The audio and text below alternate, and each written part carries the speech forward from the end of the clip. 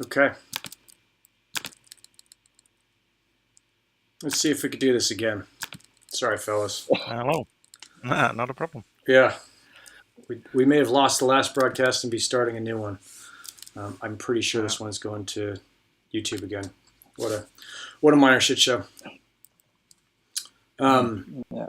Well, I don't know if it has been restarted for users. It doesn't look like it, huh? Yeah. On YouTube currently it's stopped, and I see 0 watcher on 1 watcher. So yeah. Oh, I see one. So 619 is back. He figured it out. Right on. YouTube automatically. Okay. YouTube has automatically changed my my video to another video. So it's the same for users. They have all moved to another live. Yeah. So they have to reconnect. We'll try this. We'll try this one more time. And 619, you can see us, and it said that it decreased the whatever internet speed. Cool. Looks like a couple people are back. All right. So Paul, you were talking about what you're able to see and not see on the console, and it sounded like you're just seeing pretty standard folks coming through. Yeah. So I don't know exactly when it has been stopped, but what I was telling is that since the beginning of the month, it's something about 5 different new companies that are mostly located in Europe, but not only, that are doing IoT services. So this is interesting because they are proposing this kind of services, and they try, at least they are trying Helium by coming to my console and buying a small amount of DCs, but I mean for a couple of devices for a certain period, and that's good to see that there is so many different solution providers that comes. Yeah. And what I see also is that, as I say, most of the use cases we are talking today together are use cases that are ever seen and ever do as POC on other technology like Sigfox. And we know that, for example, bicycle tracking is something that is really widely deployed in Sigfox, so there is a real need on the market. And what is interesting with Helium is that on Sigfox you have 1 point every 10-15 minutes. So it's good if you lost your bicycle or if it's stolen, you can find where it is. But if you want to do tracking solution like real time knowing where is the bicycle, it's really complicated. With Helium, you can have a point with 30 seconds. So it means that Helium is arriving on this existing market. So I won't say it's a mature market, but it's an existing market. So I mean that some people are already evangelized, you already, I mean, if you want to sell something, you can indicate some success story on that domain and so on. And it arrives with a new feature like a real-time tracking, like measuring the distance that has been made by the bicycle and things like this. And it's opened a lot of opportunities. So that's quite interesting to see how it's going to be evolved. Yeah. And the last point is also the cost. I mean, the running cost is really 10 times less. So that's also something really interesting in that domain because the business model is complex in this domain. So if you can reduce running cost, it's always interesting. Yeah. Yeah, no, people like things that are cheaper. Although I'm seeing in some of the businesses I'm a part of or consulting to or just talking to, is that maybe we don't approach this. Maybe we talked about it in the last State of the Network, but we don't approach this as kind of sellers of services as being a cheap option. We just approach it as a better option. Because if people hear cheap, they want like way cheaper. And so if you just approach them with how the network can actually be used to solve their problem, and then they get introduced later to the fact that it's cheaper, sometimes that can be a better approach. Not always, but definitely something different.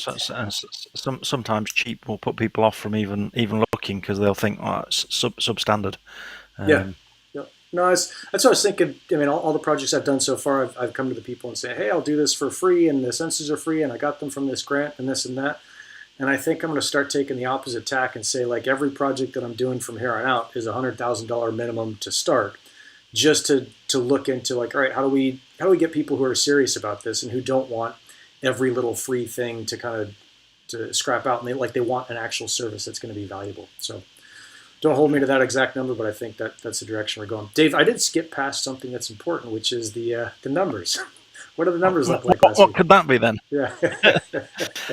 It's interesting actually because obviously I didn't join last week. There was a chain halt during the week last week, after which there were a couple of validator upgrades, and I've been looking today, and things look a little bit better somehow. We've got more hotspots participating in POC, so I think there were around 300,000 hotspots yesterday that beaconed or had successful beacons, which is up fairly significantly on a couple of weeks ago where it was down at 250,000 ish. So things are moving in the right directions. Obviously, people this week will be absolutely overjoyed because the number of HNT minted is above target. They'll forget that instantly next week when it drops below target again. So I think yesterday something like 59,000 HNT was minted, against a target of 50,000 for hotspots. So a significant increase. As I say, people will forget that the next time it drops down below by 100 or whatever it is. As a consequence, I've seen certainly my hotspots have been earning reasonably well during the last week. Your mileage may vary, but certainly things do look better than they looked a few weeks ago. I don't think it's necessarily through any action. I think that the network is just stable. I did note today as well that Bobcat announced that they'd delivered 400,000 hotspots. I think today or yesterday they announced that. So that's quite a significant portion of the network. So yeah, things are still moving. I'm still looking forward to when things are running better though, even though that may mean that the data is obscured a little bit by being off chain. Yeah. I think there's a lot of opportunity to have a look at what's going on in mobile as well, but again, a lot of that is off chain, and I've had a bit of a look, and all you can see really is the transactions in the ETL that provide the rewards to hotspot 5G wallets rather than 5G hotspots. So you can't sort of see that level of granularity of what's actually going on. You can just see them as a transaction. But hopefully in the future, when more access is available, we can see how that breaks down and exactly what's going on. Totally. No, that's definitely going to be there long term. I know Paul had asked you a question about the number of hotspots being added to the chain, but I'm seeing in the chat, Leon is asking if there's, I think this is something that you had said, Paul, is there a way to know if traffic is coming from, I think it's like non-original Helium network, so if it's like partner traffic is coming through, or there's no way to know if it's coming from a non-Helium original source? Yeah, basically the hotspot is going to receive the LoRaWAN traffic from any network. Okay, particularly when you have a join, for example, a join request, you can't identify if it's come from a known or an unknown network because there's nothing interesting in the frame to know that. So basically, the hotspot process it and we'll take a look to the XOR filter to see if there is a pattern for this or not. And currently, if not, there is a default routing, so it is sent to the Helium router, and the Helium router decide what to do. If there is a roaming contract in place, it will push it to the roaming system or not. If we are not at join, but in a regular communication after being joined, there is a dev address that can be used to identify if it's a Helium or non-Helium packets. And that's the same way, basically, the hotspot is taking a look to the dev address routing table, and this is the way it targets the right router. And if it's not in the routing table, it pushes it by default to Helium router. But at the question, can you see that? Basically not, if you don't have access to the log.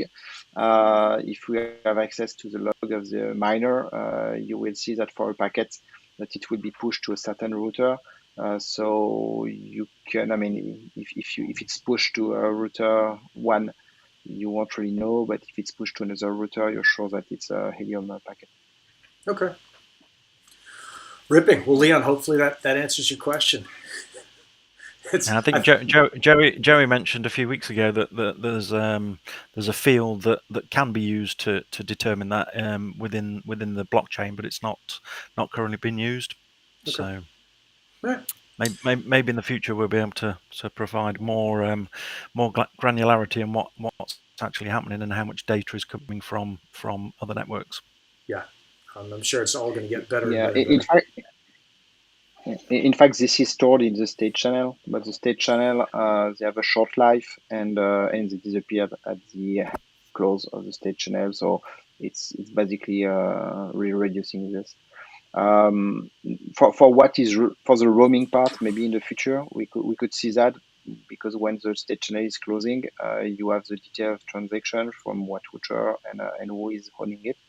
So maybe here we can have some extra information that could be used, but in the detail right now, I don't think we can get many information. Cool.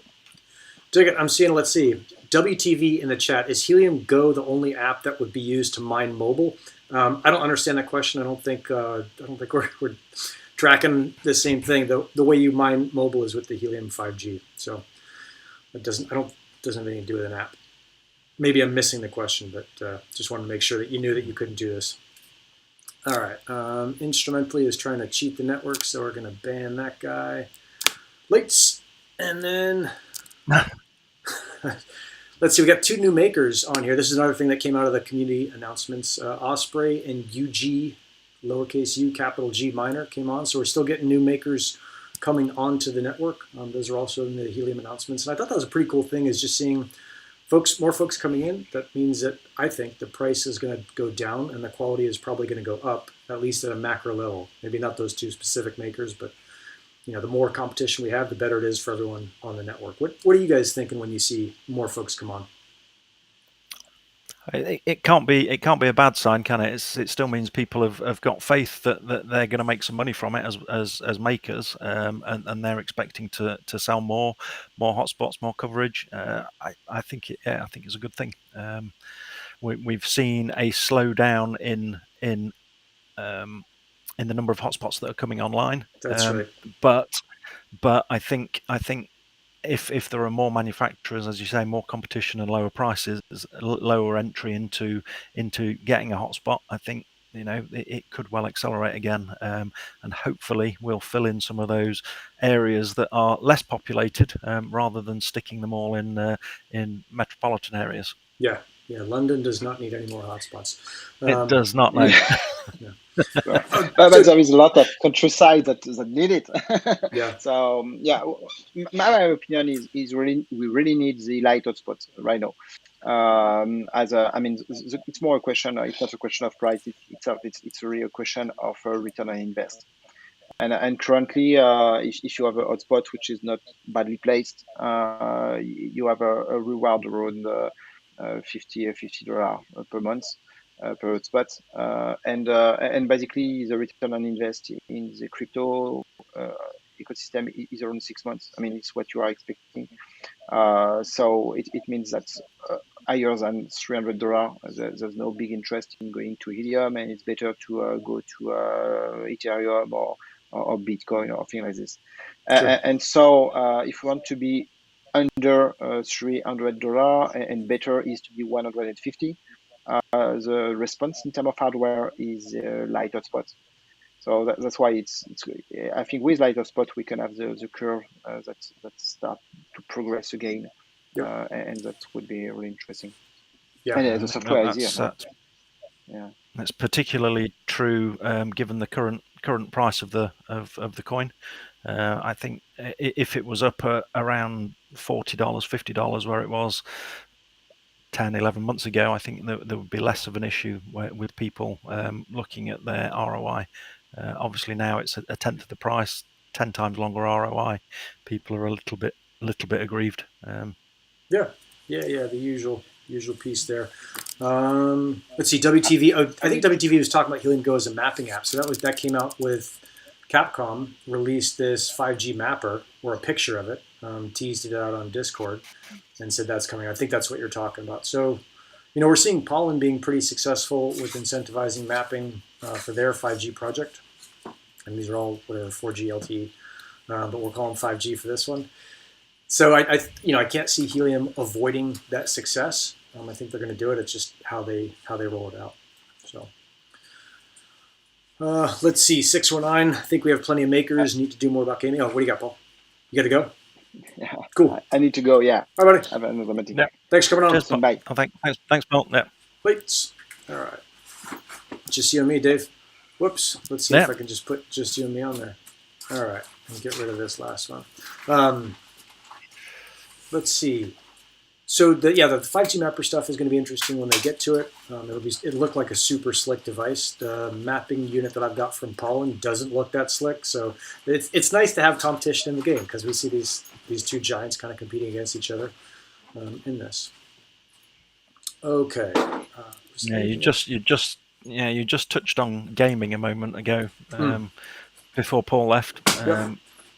So I think that the comment was that more needs to be done about gaming. I think people probably don't realise there is significant effort in the background with gaming, but it's still quite a manual process. I think tools are being developed all the time to identify people that are gaming and to update the deny list. I think if you keep an eye on the deny list, it is changing regularly.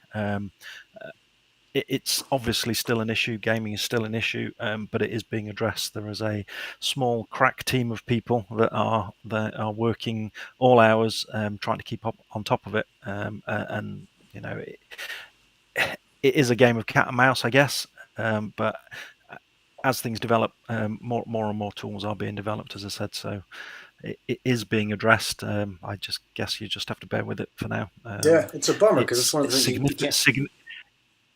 Go ahead. Yeah, it's significantly better than it was at the beginning of the year because it's now out in the open. There is at least a process. There are people working on it. Where at the beginning of the year it was known about, but the feeling was there was nothing that was being done about it.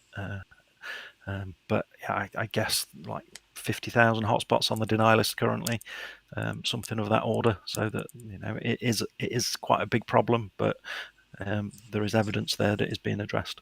Yeah. No, it's like it's a bummer because you can't talk about it, but it's happening. And other than say like, oh yeah, it's happening, then you don't really get to hear about it unless you're in there contributing to that stuff heavily. And for a lot of us, we don't have the technical ability to contribute to it, so you just don't get let in the door, which is the way it should be, but it can be frustrating. Let's see, Digital Woody and Hyper Ram. Hyper Ram says I need to learn more about sensors. Yeah, totally, you do. And then let's see, Digital Woody, how close does your 5G antenna need to be to pick up someone's signal so you earn? I think it depends on the indoor and outdoor. Indoors, maybe a quarter mile max. Outdoor is, I think I remember Dennis saying, maybe on a great day you get half a mile. But the closer the better. Certainly not LoRa scales. No, definitely not. Let's see, are the weather stations worth getting into? I mean, look, I think with this thing, and I'm just a guy who makes like a regular, reasonable income, nothing crazy. I'm not like a lawyer or a dentist. I think these things are worth buying one each of and seeing what they do and just giving yourself that exposure to the upside. That's what I'm doing. That may not be what you can or want or do. I know that people in the Gristle crew are buying a lot more than one each of these sensors, which I think like, hey, your risk goes up, but maybe your exposure to that upside also goes up. But there's not like a straight answer. Yeah, certainly buying into these things, you appreciate how the network works, and you can see it in action. So if you buy a Weather XM, you can see what's going on. You can see that packets are moving around. You can see the sort of data you can get from it, and that can inspire you to go out and create something yourself. If you look at it and you say, well, actually, it does all this, but it doesn't do this. Yep. You can look at how to add whatever it is that you need, and you can create a business from that, as lots of people are doing. We're seeing that. I don't know how much we can talk about. I think in general terms we can talk about if you see a sensor that is overpriced, and you see an opportunity to make that sensor for cheaper. that's a pretty big opportunity right now. I think for a long time these companies have really been in a great position of they know how to do all of the manufacturing side, but as the world gets kind of smaller and more interconnected, it becomes easier and easier for the average bear to come along and say, I'm going to make a better XYZ, wind tracker, temperature tracker, or tracker, like whatever it is, um, and offer that to the market at a better price. And so I think there are many different entry points into this network, and all of them are worth exploring. So, yeah, I mean, if you think about temperature sensors, for example, a temperature sensor device costs pennies to actually measure the temperature, yeah, and then the integration into the network. You may be talking a few dollars, but you could pay $50 for a bespoke temperature sensor to go on the LoRa network. yeah, If you can look at that and bring the cost down, and there is a business to be had, certainly. yeah. Yeah, yeah, and it won't be easy. Like, don't come to me in 6 months and say that you wanted $1 million for creating a cheaper temperature sensor. But yeah, definitely worth exploring. Siegfried, is there any news on Wi-Fi data hip? I haven't paid attention to it at all. I don't know. Dave, have you seen anything on that? No, no. No. And Mike, let's see. I'd put this in kind of a guess and a hope. There's like, I hope that, and my guess is that Helium isn't doing anything other than making sure that LoRa and 5G are crushing, and that they're focusing all their efforts on that before they roll out another network. Um, that's my hope, just to see those things kind of go really well and to prove that they can smoothly roll out these networks before doing new ones. Now, they may be under pressure from outside competitors who are going to come on and say, yeah, we're the first people to do a Wi-Fi distributed blah, blah, blah network. So maybe they're going to jump the gun a little bit again like they did with 5G and go for it just to be the leaders. But my hope is they get the other two running first and just get those things smoothly. But that's just a guess and a hope. I haven't paid attention to that very much at all. They claim that they've got two separate development teams running the different projects at the moment. So Yeah, there's no reason to believe that they would introduce a third project without another development team. So yeah, yeah.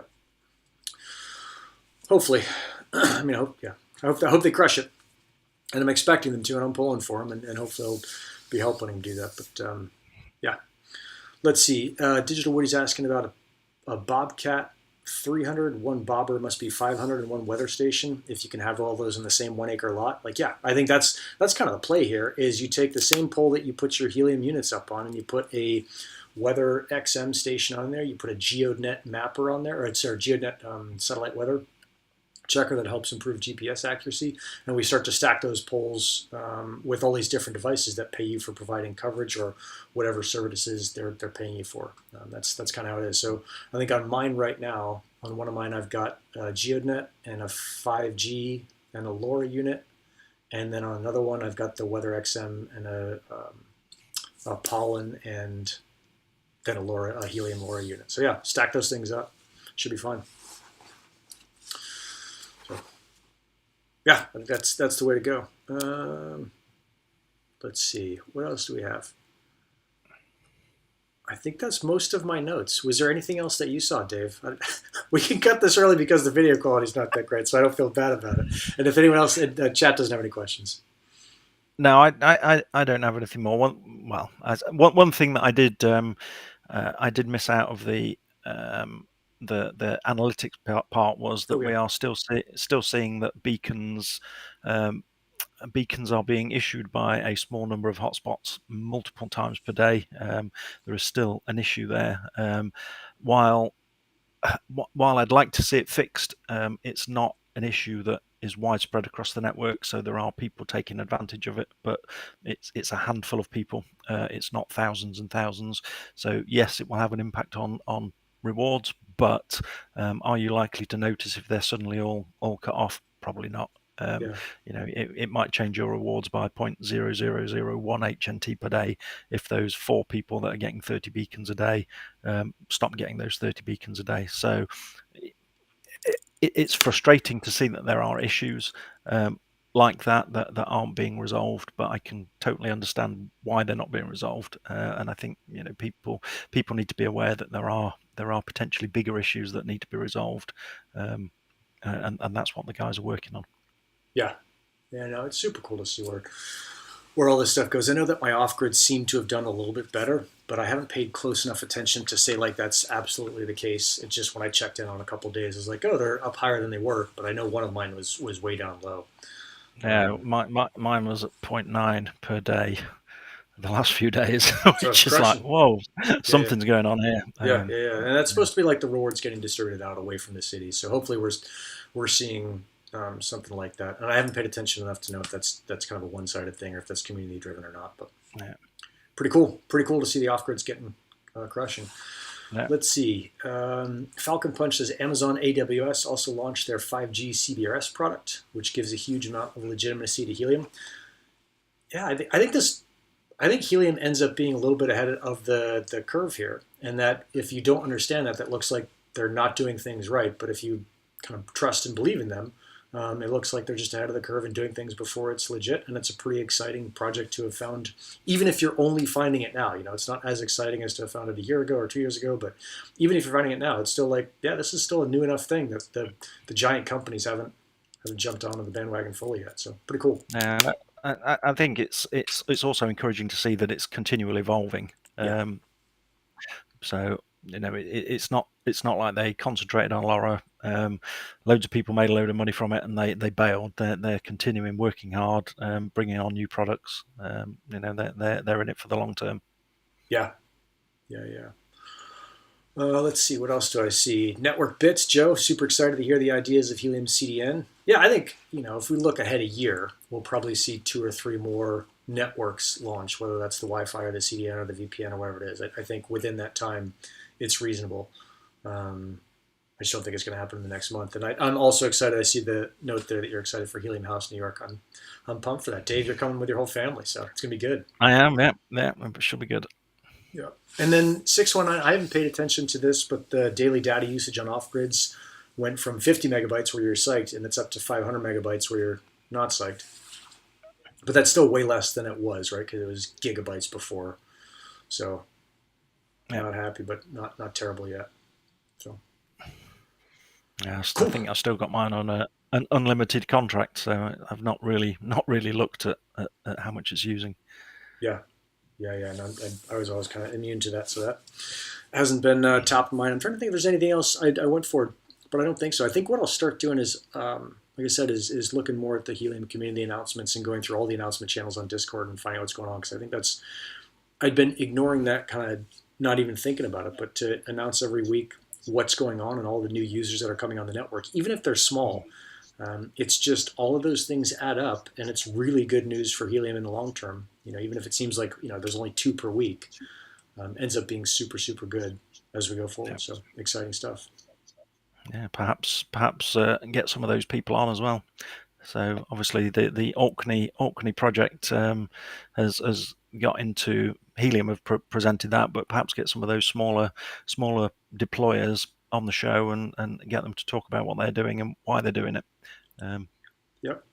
Yeah, that's actually a cool thing. And maybe, Dave, is I'll put up something on the Gristle King Discord server that's like a state of the network show ideas. So if you want to have someone come on and talk on this network, that might be cool. And the guy in the Orkney Islands, his internet can't be any worse than mine is now. So it looked pretty good when I watched this video. So I think it'll be good, but that'd be super cool to see. The last thing I leave you with is a really cool conversation I had this week with the guy who's been working with LoRa for a while. And I won't totally give it away because I think it's a really cool business idea, but it's this idea that the data that you're getting from the sensors is just one data stream, and using it by itself, like just seeing the temperature outside or the number of cars that pass by or the number of people that pass by or where a vehicle is. That is the way that most people are thinking. And while that's really cool, that is not super defensible in the long term. Like, enough people are smart enough to figure that out and offer the same service, right? Neil is going to be fighting other LoRa tracking units soon enough. But if you start to take that data source and overlay it with other dimensions, you start to have a really cool looking business. And that's kind of as far as I'll take that particular thought line. But just so you guys know who are watching this and you're thinking like, oh, the only thing out there is buying sensors and then selling the ability of those sensors to someone else, selling to a vehicle counter to a city.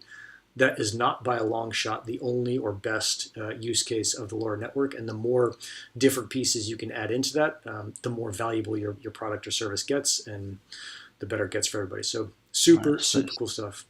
It's the whole big data argument. I think I may have mentioned before that I worked in a company that had access to lots of disparate pieces of data, but when you put them together, it's worth a lot more than the sum of the parts. The stuff I'm seeing in that is, I had this conversation yesterday, the day before. It's just mind blowing. It's like, oh, I had never thought of doing it that way. That is really cool. So, yeah. Network bits, every sensor edge ever in edge computing. I mean, I think there's so many different pieces here that I haven't thought of, and certainly that a lot of people haven't thought of. That you start to put all these parts together, and you get a really cool view of the world that has been unknowable before. And those things are always valuable. So. Yep. Ripping. All right, buddy. Well, I think I'm going to call it. I got to get to bed early for this flight tomorrow, and I'll be back in America soon enough. As long as I don't get stopped in Amsterdam forever, because I hear the airport is not working as well as it normally does. Okay. Normally it's pretty smooth in Schiphol. Yeah, I've been getting notices that like, hey, things are not as smooth as they normally are. So I'm like, thank God I don't have checked baggage. So cool. Cool. Well, thanks everybody for bearing with us. I know this stream stopped and started a couple times, so appreciate you sticking around. And we'll see you next week with better video quality on my end, as long as I'm back in my home office. Awesome. All right, guys. Yeah. Ciao, ciao. Bye-bye.